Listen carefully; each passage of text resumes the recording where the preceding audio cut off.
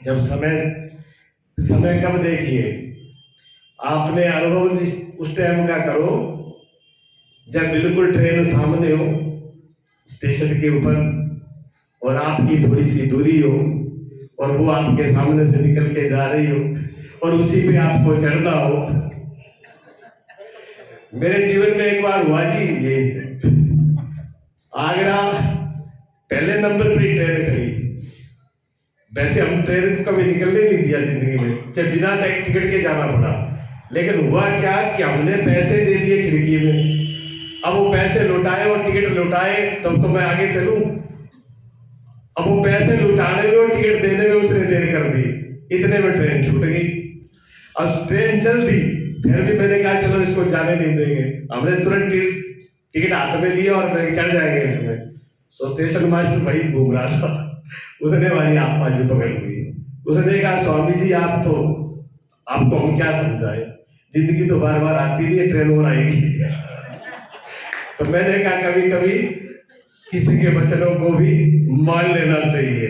मौके का अगर कोई वचन बोलता हो तो जीवन के लिए बड़ा उपयोगी होता है। देखो ये वचन जो है आचार्य के, महापुरुषों के, इसमें सिर्फ वचन आचार्य के नहीं है, तुलसीदास जी के पीछे और है, उनके पीछे और है, उनके पीछे और है, उनके पीछे और है, उनके पीछे भगवान शिव है।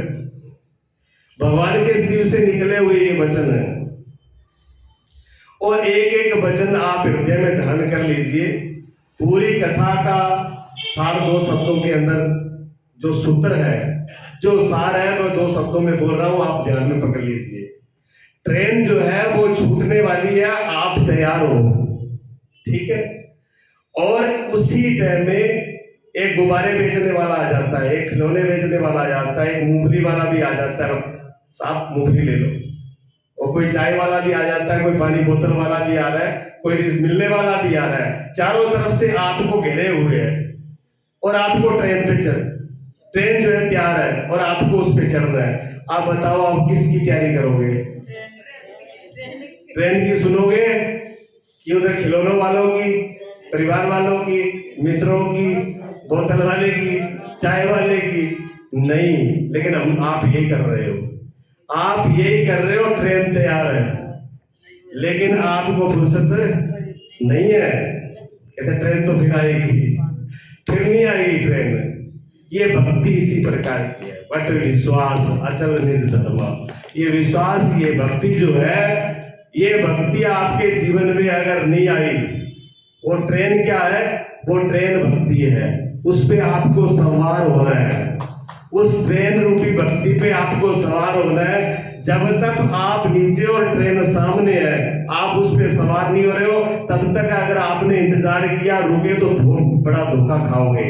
लेकिन आप सब एक तरफ छोड़ दो, पूरे विश्वास के साथ, बट विश्वास, पूरे विश्वास के साथ पूरा दुनिया को एक तरफ कर दीजिए। पूरी कामनाओं को, पूरी इच्छाओं को, पूरी मोह को, पूरे ममता को, पूरे काम को एक बार रख करके आप भक्ति की ट्रेन पर सवार हो जाइए। और जब भक्ति की ट्रेन पर सवार हो जाओ, तब मूंगफली भी खाना, पानी भी पीना और खिड़की से में पूरी प्रकृति को भी देखना। उसी की सीट पर बैठ करके ट्रेन की खिड़की में पूरी प्रकृति का नजारा देखना। भगत वही तो है, भगत उसी का नाम है जो इसी संसार में रहता है, लेकिन भक्ति की ट्रेन में सवार है। मूंगफली भी खाता है, नाचता भी है, गाता भी है, पानी भी पीता है, पार्टी भी करता है और खिड़की में से सबको झांकता है। लेकिन कैसे झांकता है? आचार्य जी बोले कैसे झांकता है? कैसे झांकता है? सातम मोह मैं जग देखा, मोह ते अधिक संत कर लेखा। खिड़की से इस संसार, फिर संसार नहीं दिखता।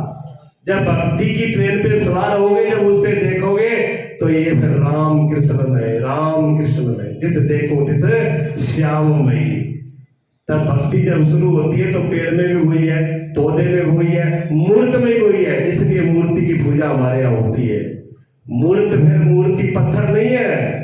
जिस पत्थर के सामने, जिस दीवार के सामने, जिस पेड़ के सामने, जिस व्यक्ति के सामने, जहां भी आप खड़े हो गए और वहां उसका दर्शन हो जाए, उसका दर्शन होगा, तब आपकी भक्ति है।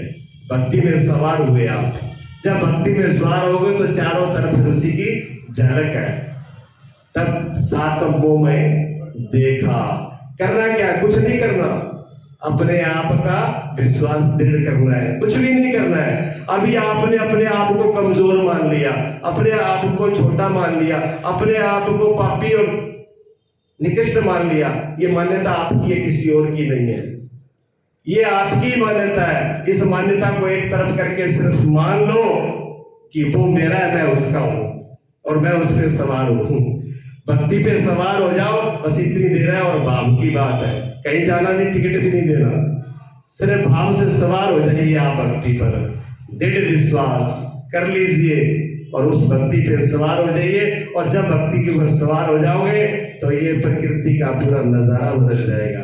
जो दिख रहा है दुख रूप संसार, ये दुख रूप नहीं रहेगा। फिर ये संसार ही फिर सच्चिदानंद में, क्या बोला, सच्चिदानंद स्वरूप। आप क्या हो?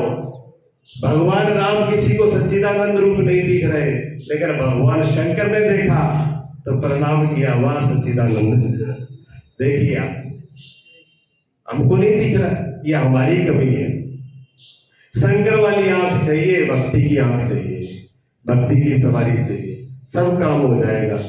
इसलिए भक्ति से सर्व और कुछ भी नहीं है।